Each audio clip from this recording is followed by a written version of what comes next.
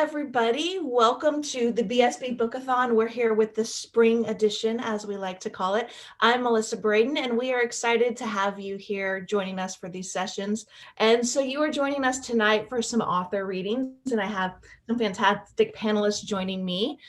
We have Dena Blake, and we have Lynch, Shelley Thrasher, and Felice Picano, and myself, Melissa Brayden, who will be reading to you from our various books.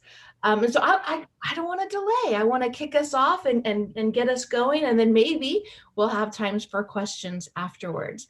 And so I'm going to go to Dena first. And Dena, if you could start off just by introducing yourself briefly and tell us kind of what you write, what you'll be reading from today, and then you can take it away. I'm Dena Blake. I write contemporary romance, and I am going to be reading from Next Exit Home. Awesome. And this is a scene when Addison goes to Harper's house and ends up helping her wallpaper. Okay. They'd done 2 sections of wallpaper without any problems, but when they got farther into the kitchen corner, the ladder placement couldn't get Harper quite as close. I need more paper, she pulled at the wallpaper, but there was no leeway. She pulled again and then glanced over her shoulder when it didn't budge. What's going on? I'm stuck. She twisted on the ladder and caught a glimpse of Addison standing below her, wrapped up in the wallpaper. And took in a panicked look in Addison's eyes, bit her lip to stop herself from laughing. I didn't mean to. I tried to put it back, but I couldn't. You're too fast. One of Addison's hands worked furiously, trying to free her other from the bond.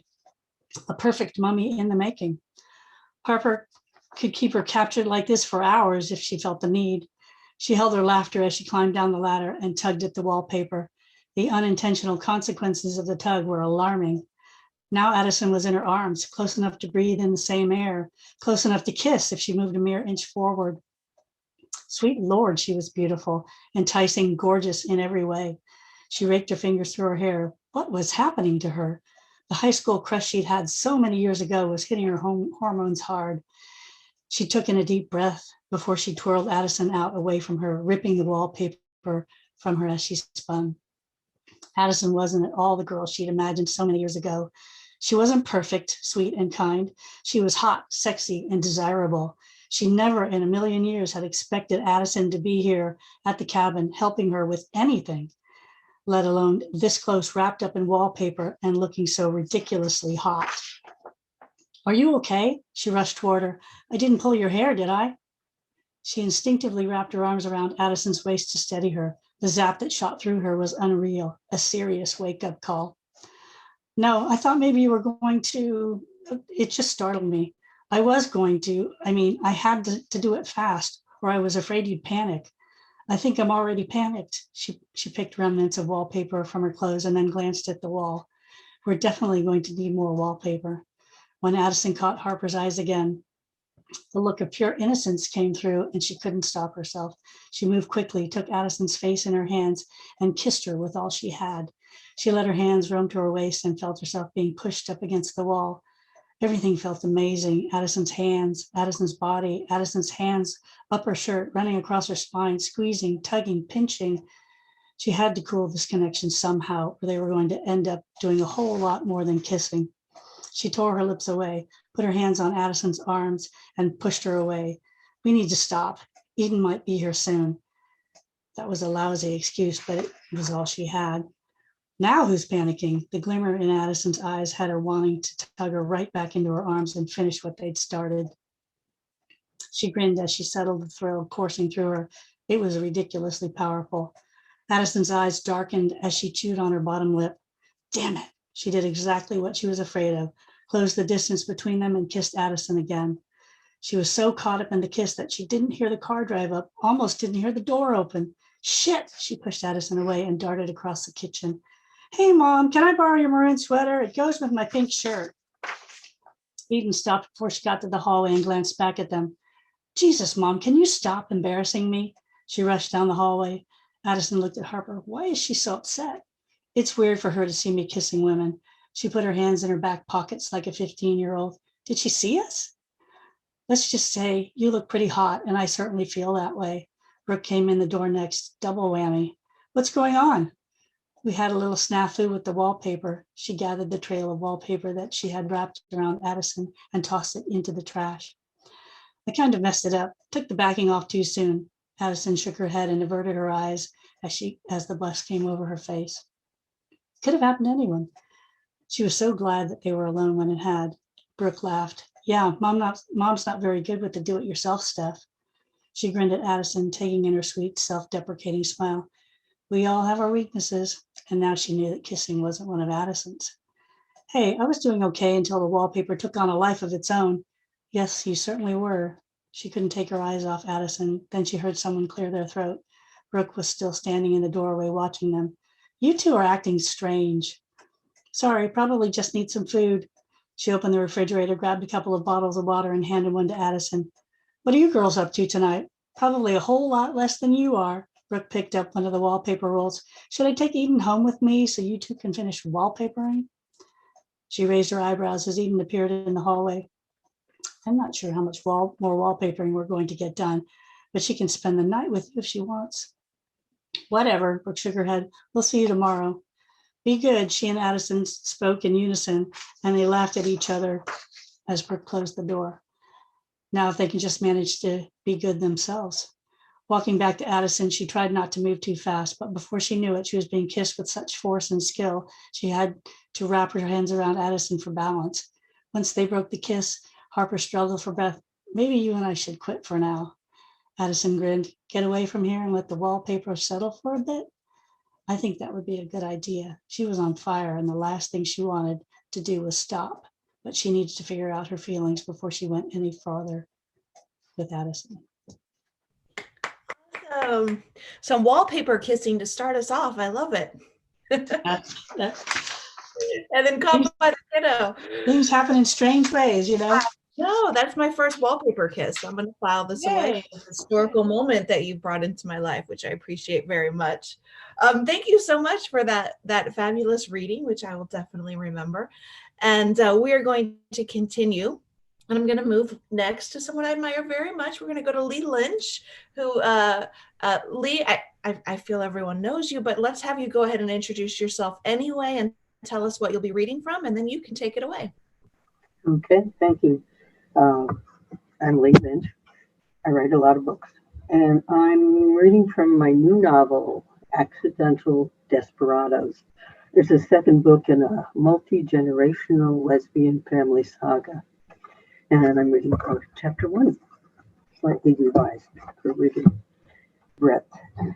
MJ readied herself each time the driver's eyes slid her way. She stayed awake the first 2 hours by anticipating the marvels of the tropics, palm trees, crocodiles, maybe flamingos. Tired to the bone, she plunged into a brief sleep. I'll like my chicken tender, the driver said in a gravelly voice, waking her, brushing her cheek with the bristles on his red-veined white face. He pulled into the empty lot of a closed strawberry stand. Cab sat so far up no one could see in. Oh, shoot, she thought, as his damp hands touched her. Just before she napped, he'd exited onto this secondary road, and she'd wondered if he'd lied about going all the way to Key West. What's the matter with you? He said, I remind you of your daughter. He snorted a laugh in her ear. What daughter? Crossing the country by bus, she kept her hand in her pocket around her only weapon. With her thumb, she unstrapped the sheath, eased the short buck knife out, and, strong as fear, jabbed at his exposed ear. He yelped and drew back. She reached for her pack, but he grabbed her wrist and yanked her toward him. She saw then that the wound was shallow, a disappointment after what he'd tried. He touched the ear, saw blood on his hand, and scrunched his face in anger as he roughly put the truck in gear. He eyed her, obviously thinking of himself. She prepared to jump from the moving truck, but he pulled to the curb and said, "Get out." Her father told her the same thing last week. Get out. She was proud of defending herself this time, but wanted to slash the trucker's tires. Shaken, backpack in hand, she jumped from the air-conditioned cab into a shock of moist heat, sounds of construction and boombox reggae. All manner of traffic rumbled, cruised, hurtled, and crept by, leaving the scent of hot tar. Her legs were unsteady, and the majestic Columbia River was far behind her now. But the river's vigor, she knew, flowed in her blood, a driving force. She straightened her spine. MJ Beaudry, age 15, was now in Florida, impatient to start her real life. She held a hand at the top of her glasses to shade her eyes and squinted into a sun of the truest yellow she'd ever seen. The truck driver rounded the cab toward her, holding to his ear a paper towel. Two guys sat in the shadow of a yellow building against a chain-link fence tangled with weeds. A handwritten sign read, "Car wash." Several buckets sat in a line and clean rags hung. A hose ran from the building. One of the men sat in a wheelchair. He was white with a gray beard and granny-style sunglasses. The dark-skinned man was younger. In their grimy pants and loose, short-sleeved shirts, she thought bums, her mother's word. She fingered her ribs where her mother's curtain rod had left bruised stripes, and concluded she didn't have a mother anymore, so who cared?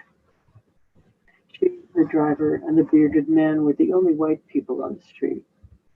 Dear old Dad often called her a squaw because of her dark eyes and obsidian black hair. She knew how she must appear to the men watching her. She let no one but herself razor cut her ragged-edged hair. Her hips were narrow and her rear end small scale, except for her nipple breast. She might be a boy. Sweat slid her patched black framed glasses low on her narrow nose. The well-muscled man came toward her. She smelled marijuana on him. "This man hurt you, so?" he asked, positioning himself between her and the driver. The sleaze tried. She showed him her knife. The truck driver claimed, "That's my girl. Get away." "So, is this your daddy?" asked the car wash man. "No way, no how. He wanted a reward because he gave me a lift. I poked him in the ear to back him off me." The car wash man advanced on the driver. "I got this," said the guy in the wheelchair. Briefly, he flashed a gun.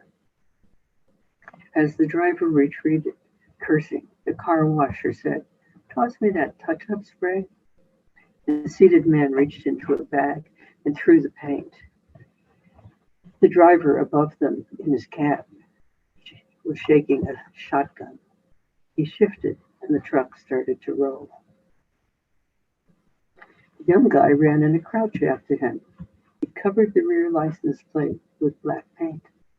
The old guy said, "With any luck, he'll have that shotgun on his seat when he's pulled over." The old guy said, "I'm sorry," when he's pulled over. The driver's load threatened to tip as he rounded a curve. Not a word was exchanged after the car washer returned with the spray paint. But the three of them bent over, laughing.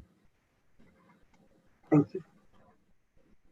That was awesome. Thank you so much, Lee. One of the things that always strikes me about your work is just how vivid your descriptions are and how you're able to put the reader in the setting just so accurately. So that's a compliment for you, that whenever I hear you read, I'm always taken in. So thank you so much for sharing that reading with us. And what's the title of the book again for everybody? Oh, thank you for reminding me. Accidental Desperados. Accidental Desperados by Lynch, everybody. All right, as we continue with our readings, I'm going to turn next to Shelley Thrasher. We'll see if we can get Shelley to... There's Shelley joining us, both author and editor and smart person extraordinaire and a good friend. Shelley, if you will introduce yourself to our audience and tell us what you're going to read, and then you can go forth and take us away. Okay, I'm Shelley Thrasher. I write primarily historical romance, And I'm seeing Melissa Brayden on me. Anyway, this is from my latest novel released this month called Hidden Dreams.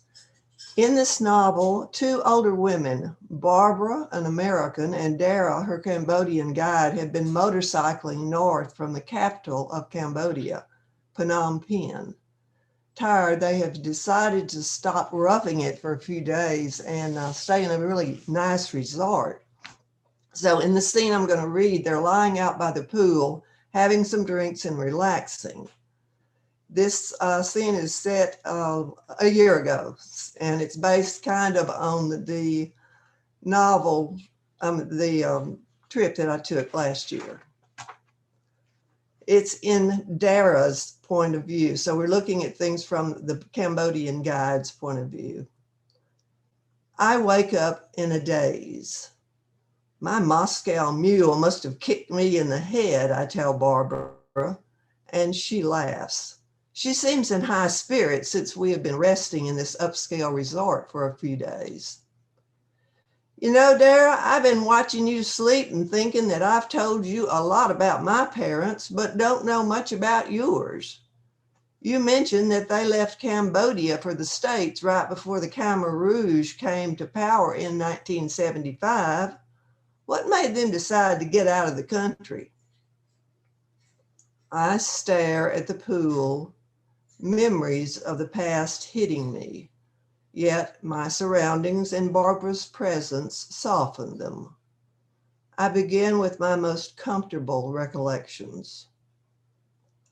My father was a history professor at Royal University in Phnom Penh, and my mother also taught history at a French Catholic school there. Barbara shakes her head as if startled. I had no idea your parents were so well educated. Their families could afford to send them to college. My father even studied at the Sorbonne in Paris with the help of his partial scholarship. Wow, I'm impressed. When was that? In the early 1950s, the same time Pol Pot was there. Pol Pot? Did your father know him? As a matter of fact, he did, but by his real name, Salah Sar. What did he think? Were they friends? Hardly. They were both in Paris on scholarship, but Pol Pot, I will call him that because the name's more familiar, had a background as a carpenter and received his scholarship to study radio technology in France. Barbara nods. I can imagine a history major would consider himself superior to a carpenter radio technologist. Academics could be terrible snobs back then. She shakes her head now. I remember my father talking about how his friends laughed at him when he decided to major in business. That is correct. Also, Pol Pot became enamored of the Maoist communist movement popular at the time. He became so radical, he even lost his government scholarship. Ah, I think I know where you're going with this, Barbara says. When Pol Pot came to power, he had every academic and teacher and monk, and even anyone who wore glasses declared an enemy of the state, tortured and killed, didn't he? A chill runs through me in spite of the sun. That is right. And he forced practically everyone else who lived in the city to move to the country and work on the land or join his military forces. As historians, your parents must have seen what was coming, Barbara said, and acted immediately. You were lucky. I did not think so when it happened. At 16, I hated the thought of leaving my friends and my family and my home. I had never known anything else, so I put up quite a fight. A nearby palm tree rustles in the breeze. When I was young, I rarely disobeyed my father and mother, so this memory is still vivid. Did your parents force you to go? No. They sat me down and explained exactly why they thought it best for all of us to fly to America immediately, even though they certainly did not want to either. I sigh, missing their patient, rational attitude toward life. And you listened to them and left. I did, and I have never regretted it. And this is my hidden dreams. Awesome. Thank you so much for that, Shelley. I too have been kicked in the head by a Moscow mule before. And can certainly identify. But that was a fantastic reading with some very rich character voices. So I want to thank you for that and for sharing your work with us. So that's Hidden Dreams by Shelley Thrasher, and you'll find the link to it over in the chat bar. And now I'd like to move on to our next author, Felice Picano, who is joining us. Let's see if we can invite. There you are. You're there. We found you. Perfect. Awesome. Thank you. Felice, I loved Shelley's reading. It was so right on. So I'm going to talk about my new book, which is called Pursuit, a Victorian Entertainment. Handsome, intelligent, street smart, ruthlessly ambitious, and omnisexual, young Addison Grimmins has been hired by the Lord Exchequer of England to be his second and to do what Lord R cannot himself do. After a country estate wedding, the Marchioness of R is discovered missing. Is it a kidnapping or a more sinister plot? So this is a historical mystery thriller. And during the course of following this, we also follow Addison's life from the very beginning. And it's a very checkered life, beginning in the slums of London. He became a garbage picker. He also worked as a flower seller in Covent Garden Market, which is very big, still is, but it was very big at the time. From there, he became an actor and a handyman, a stagehand for a itinerant traveling theater company. And he's just left that, and he's come back to the southern part of London. And he meets an old friend of his, and he tells him he needs a job. And the old friend says to him, "You've got to meet Tiger Jukes. She knows everything that's going on in town." So they go to meet him. "I am Mrs. Athalia Jukes. Please sit, Mr. Grimmins," she said, offering me, but not my friend, a seat. It was he who she addressed, however. "Dear young Mr. McElhenney, it does my heart good to see that you have taken my advice into your ordinarily heedless head and have at long last brought to me someone who may do a great good for us all and who may make both my and his own fortune." I thought this a good opening and was about to speak when she placed a perfumed finger across my lips and continued to him, "We all know that your attributes, Mr. McElhenney, are, while few in number, centered upon a prodigality of nature. But whatever young Mr. Grimmins' own male attributes may be, is of far less moment to us whatsoever, since he is of a personal beauty of, may I put it, personal classical beauty that I have not seen in this house since that moment when I myself was fortunate enough to be carried across the threshold upon my wedding day, young sirs, by the late Mr. Jukes, and shortly thereafter had this portrait taken. Her hand pointed to an upper wall of the hall. There I made out a portrait which might be construed as herself quite young, half settled upon a settee of pink satin, with at her feet several black pug dogs wearing beige paw shoes. He has come to join us in our choir to dock work, McElhenney said. She flounced up to her feet, and once risen, she proved to be unexpectedly large and most rotund. No, no, no, no, you're quite mistaken, Mr. McElhenney. Quite. Does one toss a rare Brazilian orchid into the gutters of Rope Lane? Of course not. Mr. Grimmins, may I call you Addison? She simpered into my face. Whatever Mr. McElhenney so monstrously intended by introducing us, I am able to assure you that I have in mind a far greater destiny for you. You possess how many years, young man? 18, I said. Come, come, Mr. Grimmins, do these glowing orbs seem to you so utterly blind? Again, I ask, or better yet, shall we estimate 15 and a half years? I admitted it.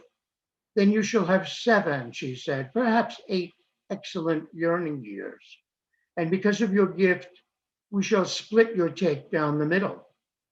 Since, she now said loudly, I shall easily be able to charge double the ordinary fee, given your visage, Mr. Grimmins. It's evident that only the highest born and most well-off shall ever see your face, Addison, or indeed know of your existence in this house. Why, by the termination of 7 years, you may have earned hundreds, indeed probably thousands of pounds. It all sounded most promising, but I still didn't know what I would be doing. And I asked Mrs. Jukes once more, well, it's rather indelicate subject for a lady to expatiate upon, but your friend shall do so. You do know, Mr. McElhenney, don't you, that Bishop Huddlestone is scheduled to be here in a few minutes? Go to your regular chamber and prepare for him, as usual. And while doing so, why not place our young friend in that side closet, the one with the grille doorway, so he may see exactly how you have yourself fared so well to date in my employ, and thus how it will be that his own fortune may soon be obtained. Come closer one brief moment, Mr. Grimmins, said she to me, and when I did, she took my hands, commenting, like a gentleman's, and touched my cheeks, commenting, like those of a babe in arms.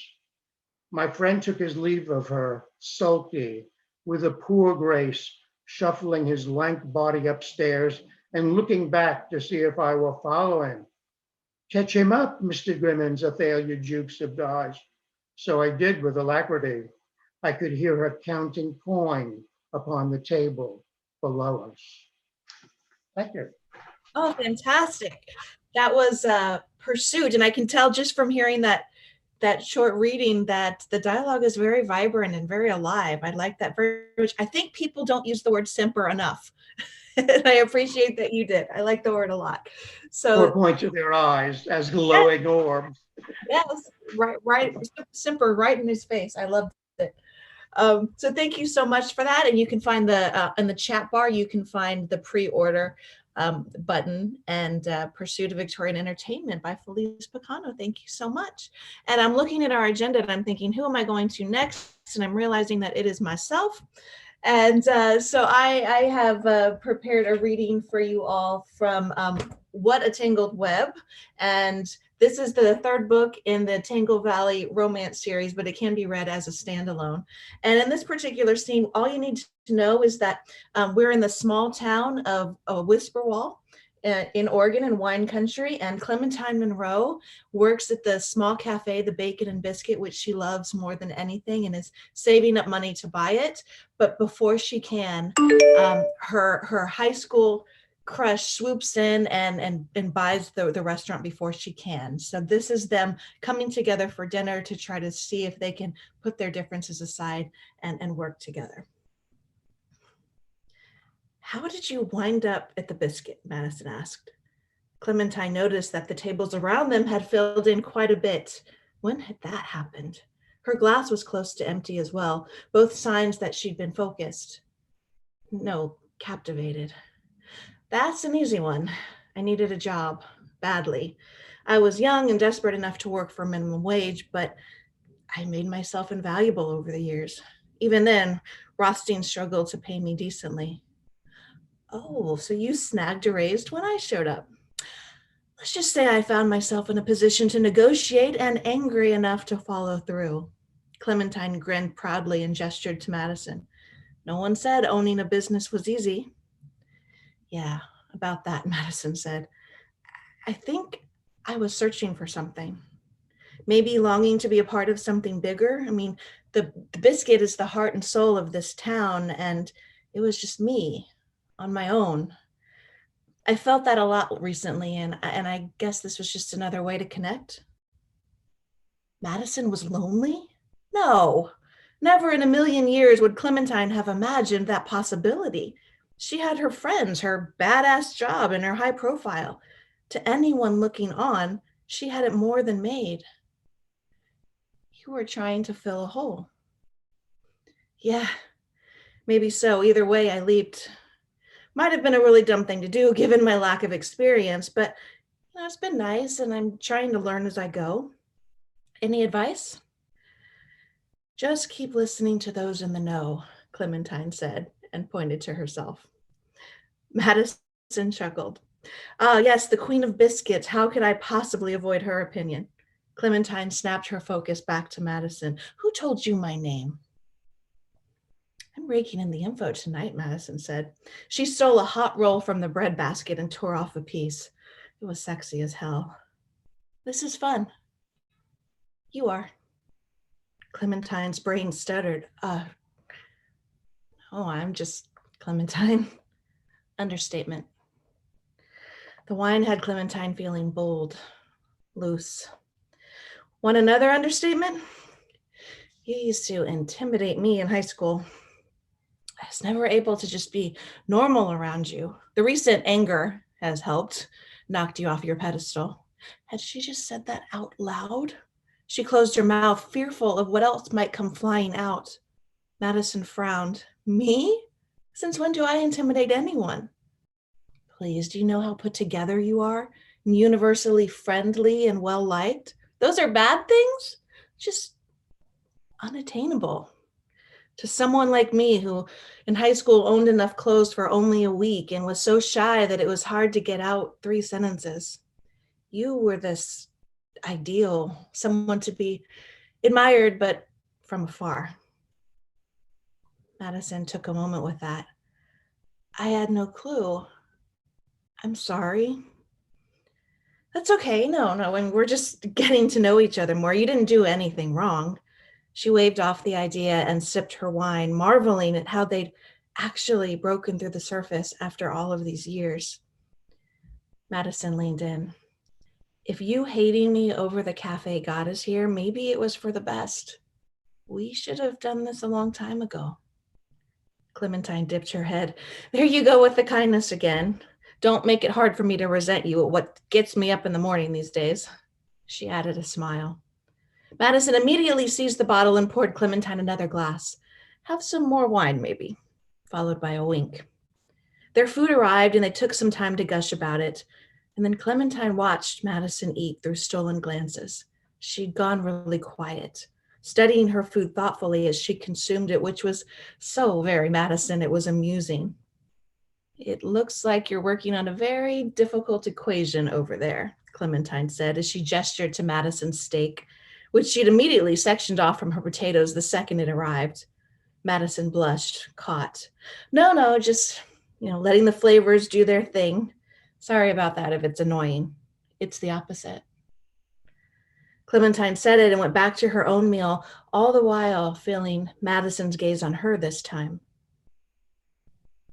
Do you date? Madison asked moments later. Clementine dabbed her mouth with a cloth napkin and set it on the table. I'm not against the practice, but the pool in a small town like this one isn't huge, so I'd have to venture out, and by the time I'm off my feet for the day, the concept just seems too much. Yet here we sit, Madison said, and took a delicate bite of steak. What in the world was happening? Was Madison LaGrange flirting with her? No, absolutely not. Not the girl, correction, woman she used to think about before she'd drift off to sleep. Her smile, Madison's charm, her devastatingly good looks couldn't be happening. Are you flirting with me? Yep, she'd just gone and said that. Madison offered a sly smile without missing a beat. Her self-assurance astounded. It was incredibly hot.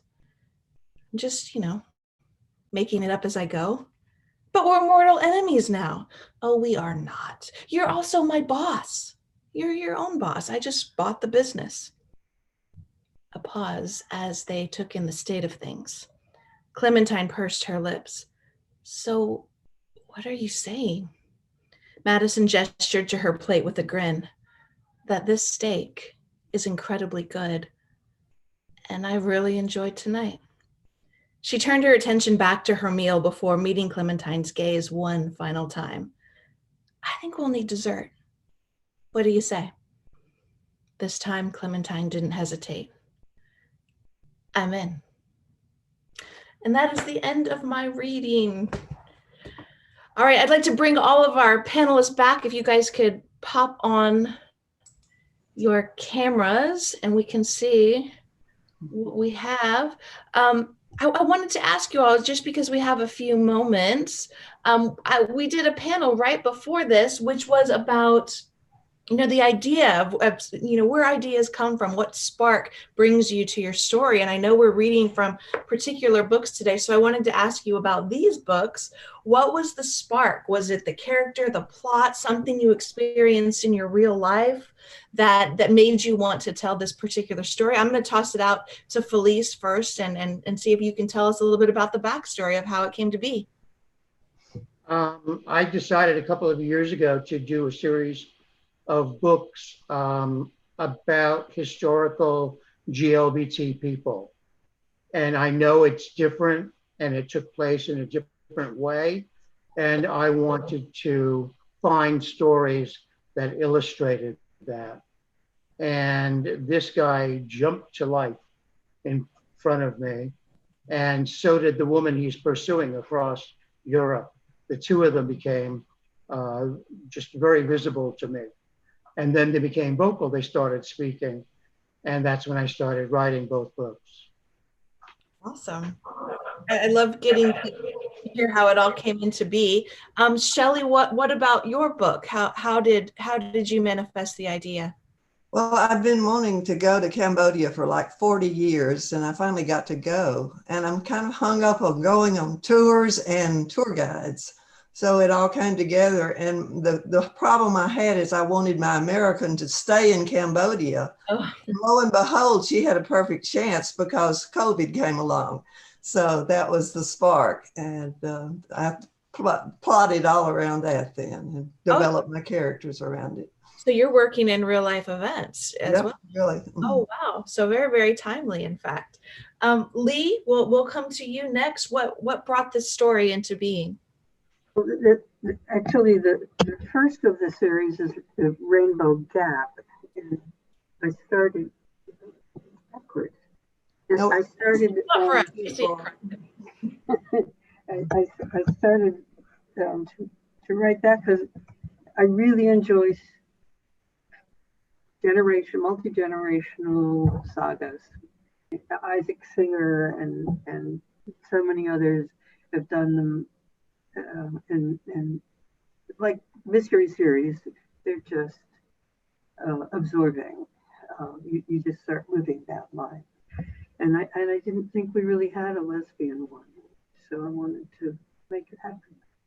So it was time, and we're so glad that you did. And then Dena, I'll go to you next. Can you talk to us about the creation of this particular story? Yeah, we all kind of probably have stories from high school, people we liked, people we didn't get along with, people we had friction with, And I just kind of wanted to bring that to life. You know, sometimes you go back and look at classmates.com or something like that, and all that kind of stuff comes back. And it's not always good. Some of it's great, some of it's not, but that's kind of where that came from. Yeah, I think we can all relate to that, especially in the age of social media, where you can kind of glimpse what they're up to here and there, for sure. I think for me, this particular series, it follows a vineyard, and it follows the winemaker in this particular book. And I've always been someone who's enjoyed as a hobby going and tasting wine and spending a day either like in Fredericksburg, Texas. I've taken a trip to Napa or to Oregon, and I was always fascinated and very impressed with the people who know so much more than I do about this particular topic. And as much as I love wine, I don't think my palate is as developed as I'd like it to be, because you can give me a $20 bottle or an $80 bottle and I'm not sure I can discern, because I like it. But I always looked up to people who did. So it was fun to research a winemaker and to see how they do what they do, and the science and the chemistry behind it was really cool as well. And of course, toss in a little romance, and it's a lot of fun. So that's how that one came into be. Real quick, just because we're short on time, just have a couple minutes left. Can you tell us if you have anything coming up next that we can look forward to, or any projects that you are batting around in your brain? Just kind of give us a glimpse of what's next for you. What about you, Dena? I have Love by Proxy in the fall. It's a friends to lovers type book about good friends that don't want to break what they have, and they kind of try to cross that line and see if it works. I love a good friends to lovers. I look forward to that. Lee, what about you? What's percolating? Well, I'm writing the third in the series, which will be called A Magnificent Disturbance, and also working on my old short stories, revising them and getting them ready for public again. Oh, how exciting. So you got both of those happening. That'll be great. Everyone can look forward to that. You're very busy. And Felice, what's coming up next for you? I just finished a draft of the other story of this book. He's in pursuit, and the woman who's being pursued tells her story, and it's quite different. She's an older woman, and she tells a story that begins with an idyllic childhood, and then she meets the man of her dreams, and he turns into a horror. And No. what happens? And what happens as a result of that? And that's why she is being pursued. All right. Gear up for that. He's going to be the horror. Oh, wow. And then Shelley, what are you working on? I'm dreaming about writing a book I've been researching for years, set in Paris in 1871, when the commune, and it's a horrible time. I love horrible times in history, terrible suffering and all that. So I might get that written. Maybe it's fun to research anyway. I think that sounds great. I think we collectively love your historicals and the unique storytelling, and you're so great at it. So we look forward to it. For me, I have my next book out will be in November. So that will be Marry Me, which is a bit of a love triangle, which is a bride who is getting married and looking for a wedding planner, maybe falls for her a little bit when they start planning that wedding, which can make things a little tricky when you fall for your own wedding planner. And so look for that in November. I want to thank my panelists for their fantastic readings, and thank you all for joining us here tonight. And have a fantastic evening. We'll see you guys tomorrow. Bye-bye. Bye.